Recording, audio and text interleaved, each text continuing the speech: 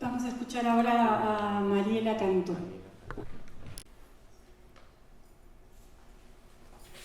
La última vez que me mudé de país, tuve que decidir si mover todas mis cosas por aire o por tierra. La primera opción me limitaba a 50 kilos de equipaje permitidos en el avión y la segunda a los 9 metros cuadrados del interior de un auto. ¿Cuánto pesa una vida? ¿Qué volumen exacto ocupa una memoria?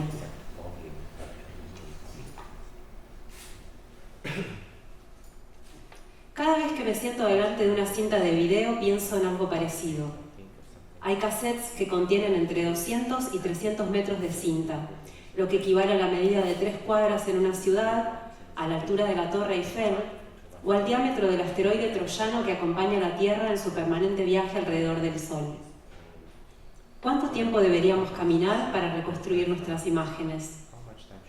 ¿Cuántos monumentos erigir para volver a ver lo que registramos? ¿Cuántas órbitas podría dibujar lo que queda de nuestra memoria audiovisual? Pensar en las imágenes electromagnéticas de esta manera me ayuda a corporizarlas, a devolverles su inherente cualidad física que toda olvidada parece haber quedado, mientras todo nos lleva a creer que lo no googleable equivale a lo no existente. A diferencia de otros soportes como las películas fotoquímicas, las cintas magnéticas obturan su contenido al ojo humano. Protegen su tesoro dejándonos ver solo su superficie. Por eso, pensar en su preservación implica necesariamente contemplar el cuidado de los equipamientos que pueden reproducirlas y que al haber dejado de fabricarse, las unen a un destino de predestinada obsolescencia. Además, e igual de importante, del contacto con las valiosas personas que tienen el conocimiento para operar estos equipos y repararlos.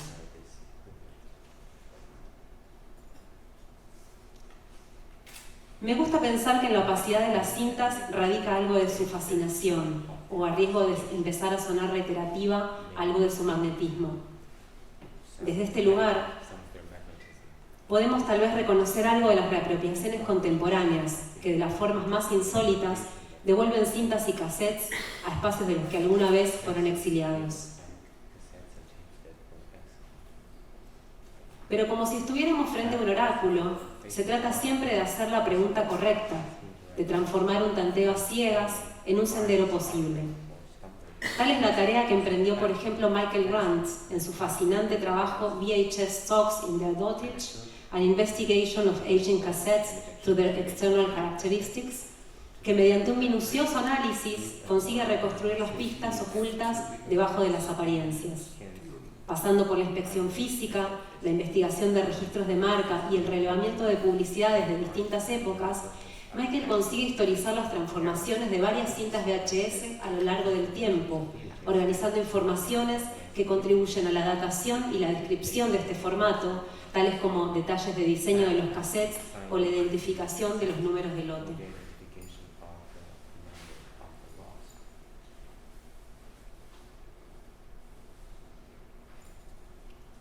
Así como los hilos que trenzan nuestras memorias, las imágenes y los sonidos contenidos dentro de una cinta magnética de video están también ligados por fuerzas invisibles. Electricidad, campos magnéticos, partículas de plástico y moléculas de metales se combinan alquímicamente para poder encarnar el instante de emergencia de un imperante deseo, el de alguien que, desconfiando de los laberintos de su propia memoria, quiso alguna vez grabar lo que veía. Tal como alguna vez dijo Jean-Louis Comolli, filmar es una manera de guardar algo de lo que incesantemente desaparece del mundo. No obstante, esas imágenes funcionan como anclaje de la memoria no solamente en virtud de una exterioridad que registran. Participando de la condición de objetos materiales, ellas también inscriben sobre sí mismas el paso del tiempo. Objetos sometidos a la descomposición, la alteración, el maltrato, la desaparición, la pérdida y finalmente también a la muerte. Para el caso de las cintas de video, a deformaciones, hongos, delaminación, óxido o suciedad, entre otros.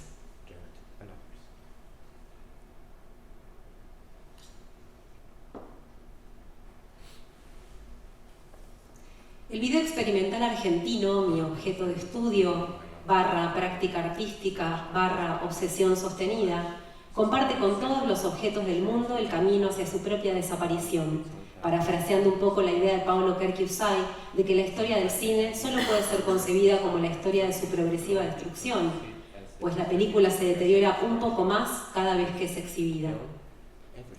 Buscando superar esa aparente contradicción, hace 15 años inicié Arca Video, un archivo de video experimental argentino sin fines de lucro, que tuvo como premisa reunir la mayor cantidad de obras posibles y disponibilizarlas a través de un sitio web. Poco a poco fuimos buscando y encontrando diversas maneras de contextos de producción de esas obras, creando una constelación en donde cada una de ellas pueda estar vinculada a publicaciones en donde fueron analizadas, catálogos de exposiciones donde fueron exhibidas y a la red de personas que posibilitaron su creación y circulación, como artistas, equipo técnico, curadores, investigadores, etc. Sin embargo, las fuerzas fundamentales volvieron a imponerse, y hace algunos años sumamos también un espacio físico de archivo y laboratorio en donde preservamos y procesamos distintos fondos de artistas. Casi en sincronía, la artista y curadora Graciela Tacchini nos cedió la custodia de su fondo documental, y lo mismo hizo Silvina Sperling con el acervo del reconocido festival Video Danzabá, que dirigió desde su creación en 1995 hasta su clausura el año pasado, en 2023. Además, generamos instancias de colaboración, asesorías y capacitaciones sobre la preservación del video magnético para el archivo Carlos Trillik, dirigido por su compañera Mónica Arbeláez y su hija Zoe Trillik Farji, y el Centro de Estudio de Espigas, entre otras instituciones. Además, trabajamos en la restauración de obras en video, siendo el más reciente Temblor, de Silvina Sperling, considerado el primer videodanza argentino. Actualmente estamos en proceso de adquisición del fondo del artista Diego Lascano, uno de los pioneros en el trabajo con técnicas digitales de animación, así como coordinando la digitalización de una serie de obras de la fundamental y multipremiada artista y gestora Sara Friel.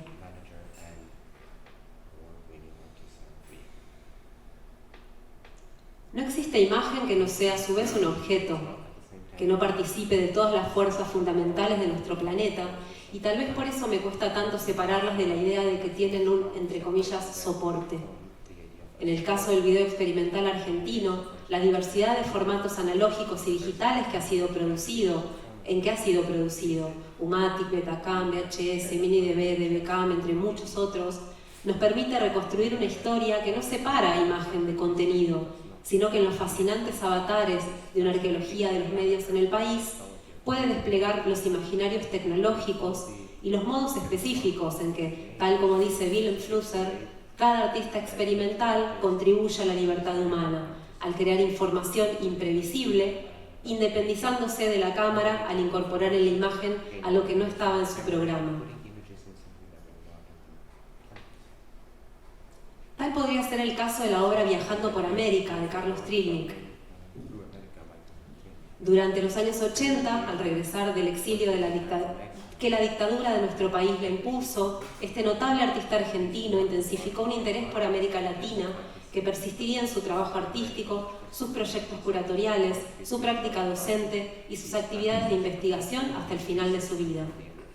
Más allá de una referencia temática, esta conciencia sobre América Latina lidiaba con las representaciones históricas, la diversidad cultural y los debates sobre la herencia colonial, consolidando una perspectiva política que desafiaba los puntos de vista globales hegemónicos.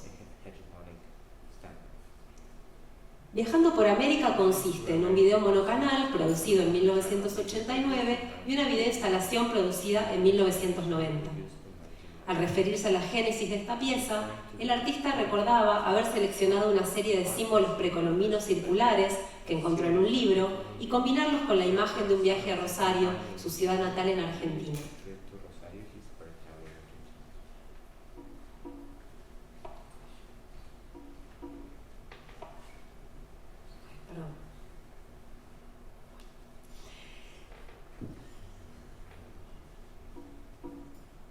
Así como en otros trabajos, el artista recurre a las potencialidades conceptuales y expresivas de la imagen electrónica para crear una dimensión de tiempo-espacio en la que las imágenes se interpenetran, evadiendo el orden sintagmático de las estructuras cronológicas. En su lugar, una configuración cíclica emana del movimiento circular de los símbolos y la manipulación electrónica del fondo. Sin embargo, tal vez el rasgo más destacable para mí de Viajando por América consiste en un uso completamente transgresor de la tecnología que se encuentra en el corazón de esta pieza. En vez de recurrir a un sintetizador de video, un equipamiento muy difícil de encontrar en Argentina en los años 80, Trilnik recurrió a un procedimiento alternativo que consistió en fotocopiar los símbolos precolombinos sacados del libro, colocarlos sobre un tocadiscos, grabarlos mientras la base rotaba y pasar la señal resultante a través de un switcher que podía colorear y recortar. Por su parte, las imágenes del viaje que se ven en segundo plano fueron grabadas de un monitor, imprimiéndoles una textura particular y un cierto nivel de distorsión al movimiento de los objetos, a la vez que adicionando otra capa temporal a la grabación original. Si bien sería posible interpretar este tipo de operación creativa con un deseo de experimentar o de jugar con el aparato, lo cierto es que las 4 décadas de trabajo artístico de Carlos Trilnik permiten concebir un entendimiento de la desobediencia tecnológica como una alternativa creativa tanto como política. En palabras de Arlindo Machado, lo que hacen los verdaderos creadores, en vez de someterse a un cierto número de posibilidades impuestas por el aparato, es invertir la función de la máquina que usan, es distanciarse de su productividad programada. En vez de dejarse esclavizar por las reglas, por los modos estandarizados de comunicación, las obras verdaderamente fundantes reinventan la manera de apropiarse de una tecnología.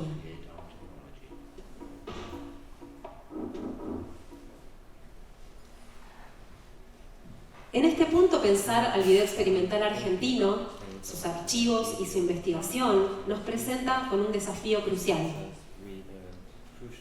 Si los objetos tienen una historia material y la tecnología que les dio origen no es simplemente su soporte, incorporar la experiencia tecnológica involucrada en las obras no es simplemente anexar un dato técnico. Por el contrario, esta incorporación nos permitiría penetrar en el profundo universo de las elecciones creativas, estéticas y políticas de cada artista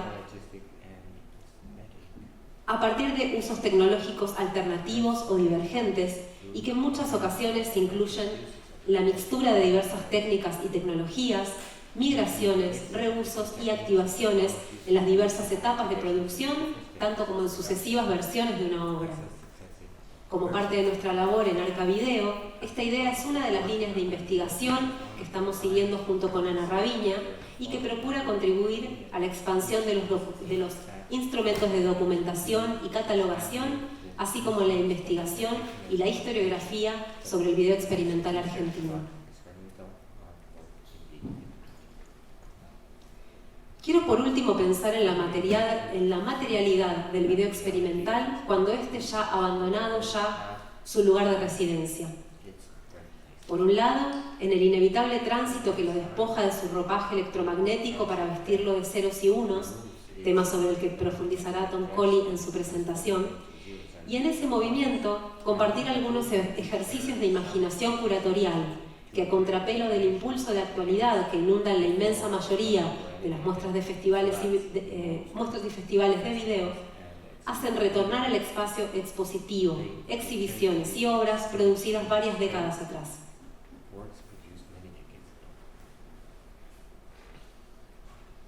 Videoarte a Palazzo dei Diamanti, 1973-1979, Reenactment, curada por Cosetta Saba, Lisa Parolo y Chiara Borrasi en el Palazzo dei Diamanti en 2015, pone en escena obras y documentación referidas a la producción de la historia del Centro di Videoarte di Ferrara.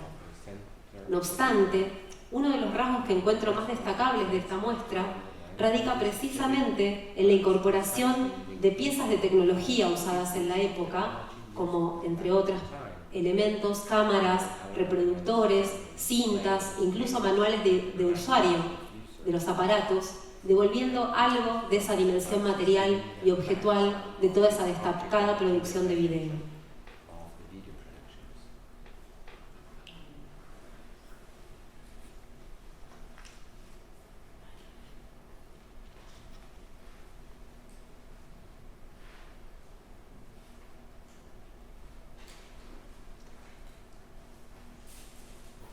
Por su parte, la 22ª edición de la Bienal Sesc Video Brasil en 2023, con curaduría de Alessandra Bergamaschi y Eduardo de Jesus, llevó como tema A Memória é uma ilha de edição, inspirada en la frase del poeta brasileño Wallis Salomão. Celebrando las 40 ediciones de Video Brasil, la metáfora curatorial fue precisamente la de espacializar las obras del deslumbrante acervo del festival bajo la forma de una isla de edición, incorporando así la idea del archivo como una máquina de memoria. Por último, la exposición Festival Franco-Chileno de Videoarte 40 años de 2022, con curaduría de Sebastián Vidal Valenzuela, ensaya un dispositivo que, en palabras de su curador, procura explorar la multiplicidad y heterogeneidad de miradas como capas de imágenes en movimiento que se alojaban en las 99 obras de videoarte seleccionadas. Que el espectador pudiera ver una pieza única y al mismo tiempo percibir una gran cantidad de obras diferentes que se presentaron durante esos 12 años. Aquí podemos trazar incluso ciertas relaciones con el dispositivo museográfico de Lina Bobardi para el MASPI en San Pablo, cuyo montaje de obras se despliega en el espacio expositivo también de manera relacional.